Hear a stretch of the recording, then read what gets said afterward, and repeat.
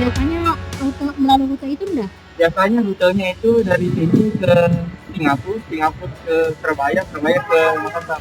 Oh, Gitu. sekarang tapi Terusnya di kota Kenjin ini yang saya itu karena kebetulan bertepatan dengan libur, jadi itu kampus ini setiap mau kelar masuk kampus itu suhu tubuhnya dicek, setiap hari dicek, terus orang lain atau bukan non mahasiswa yang mau masuk ke kampus itu dilarang karena setiap kampus masuk kampus itu tunjukkan ID card kampus.